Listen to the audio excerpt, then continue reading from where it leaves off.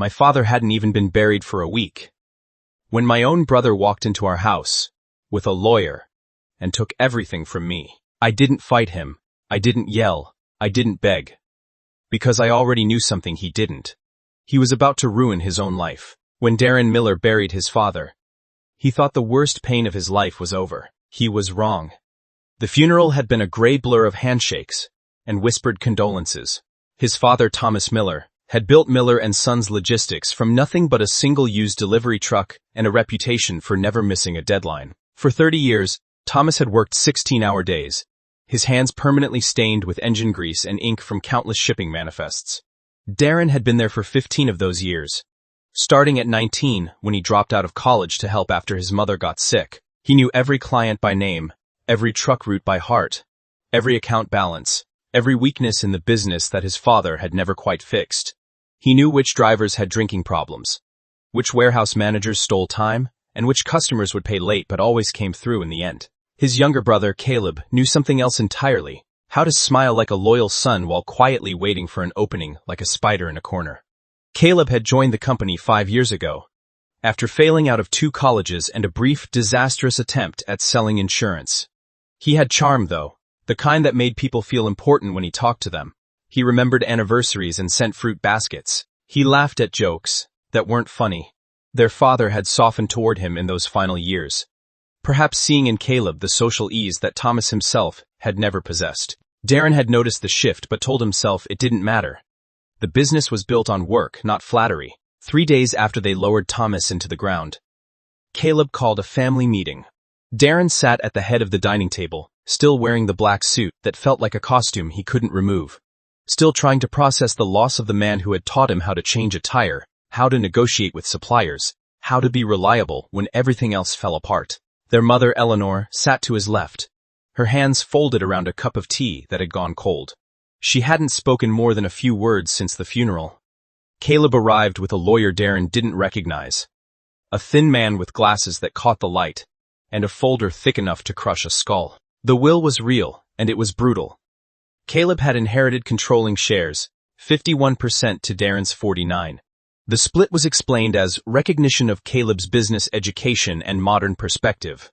Though Darren knew his brother had never spent a single night fixing a broken delivery truck in freezing rain, never called a customer at midnight to apologize for a delay caused by a highway accident, never once taken a pay cut so the company could make payroll during a slow season, Darren had been given a consulting role and a small monthly stipend. A stipend. After 15 years of building the company from 7 trucks to 43, from 3 employees to 67, Darren looked at his mother, expecting protest, expecting her to say this was wrong, that Thomas would never have done this, that they needed to fight it. She avoided his eyes and studied her cold tea. Then came the second blow. Caleb announced, with fake concern that made Darren want to vomit, that Darren would no longer be handling operations. He said it like he was sparing him embarrassment, like he was being kind. "You've been through so much," Caleb said, his hand on Darren's shoulder, the same shoulder Thomas had clapped when Darren landed his first major contract. "You need time to grieve, to heal." Within a week, Darren's access to company accounts was blocked without warning. He discovered this when he tried to pay a fuel invoice, and the system rejected his credentials. His office, his father's old office, the one with the scarred desk and the window that looked out at the loading dock, was cleared out while he was at lunch. His name was quietly removed from internal records, from the website, from the email directory. Caleb even hired a new operations manager, a man named Richard with an MBA and soft hands, who had never spent one night fixing a broken delivery truck or calling customers to apologize for delays. At first Darren was furious. He drove to Caleb's new office, the corner one, with the view of the city instead of the warehouse, and shouted until his throat burned. Caleb listened with that patient smile, then showed him the door. Security walked him out, his own company, his father's legacy. Then Darren became quiet. He started listening. He started watching.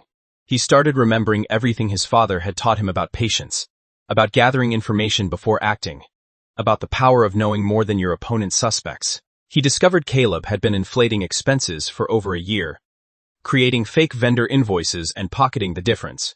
He found evidence of stolen payments, of company money moving through a shell account in Caleb's wife's name, a woman Darren had once considered family.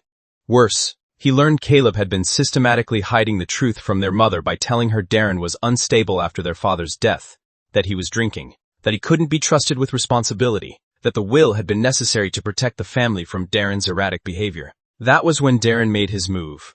He didn't fight Caleb directly. He didn't argue or threaten or make scenes. He let him sink deeper into his own arrogance. For 6 months, Darren pretended to be broken and harmless. He attended family dinners and nodded politely when Caleb talked about modernizing the company. He let Caleb believe he had accepted his lowly consulting role, even performing small tasks like reviewing old route maps that Caleb gave him to keep him occupied. He looked tired at family gatherings. He spoke softly. He let Caleb see him as defeated. Meanwhile, Darren met quietly with auditors who owed his father favors, with former employees Caleb had fired who still respected the Miller name, and with one of the company's largest clients, a distribution firm that handled medical supplies, who had already grown suspicious of sudden price increases and delayed deliveries. Then he uncovered the final betrayal. Caleb had forged their father's signature on a loan agreement that used the company as collateral for $2 million. The money had gone to cover Caleb's gambling debts and to fund a side real estate venture that was already failing. If the bank discovered the forgery, the business would collapse. Their father's life's work would be auctioned off to pay debts Caleb had created. Darren gathered everything into one airtight file. Recordings of Caleb admitting to the shell accounts, bank statements showing the secret transfers, the forged signature analyzed by a handwriting expert, the lies about Darren documented in emails Caleb had been careless enough to send. He waited until the annual board meeting, when all the investors, the bank representative, and their mother would be present. Caleb arrived dressed like a king in a suit that cost more than most employees made in a month. He gave a speech about modern leadership and protecting the family legacy, using phrases he'd clearly rehearsed. He talked about expansion, about new markets, about the bright future of Miller and Sons. Then Darren stood up with a USB drive and a calm expression that made the room go silent. He played the recordings first, Caleb's voice smooth as oil, explaining how to hide the vendor payments. Then the shell accounts, documented in spreadsheets that matched bank records. Exactly. The forged signatures, side by side with authentic ones. The differences obvious to anyone who looked. The secret transfers, moving money from company accounts to personal ones. The lies about Darren, the emails calling him unstable. The conversations with their mother where Caleb painted his brother as a threat. The board members turned pale. The bank representative in attendance, a woman named Patricia, who had known Thomas Miller for 20 years, picked up her phone and began typing without looking away from the screen. Caleb tried to interrupt, his voice rising, claiming fabrication, claiming conspiracy, claiming Darren was mentally ill, but it was already over. The documents were too thorough, the evidence too damning, the silence in the room too complete. By the end of the meeting, Caleb was removed from his position by unanimous vote. The loan was frozen pending investigation. Security escorted him out while he shouted that Darren had betrayed the family, that this was treason, that their father would be ashamed. Darren looked him in the eye and said, "You did that all by yourself." The family never fully recovered. Eleanor moved to a smaller house in a different city and rarely spoke to either son. The holidays became quiet affairs, but the business did recover. Darren took over operations, found the fraud had been less damaging than feared, and spent 3 years rebuilding trust with clients and employees. He promoted from within, raised wages, and installed the kind of financial oversight his father had always meant to create but never had time to implement. And the cruelest part, the part that Caleb would never understand, Darren never raised his voice once. Not during the 6 months of gathering evidence. Not during the presentation. Not when Caleb was escorted out.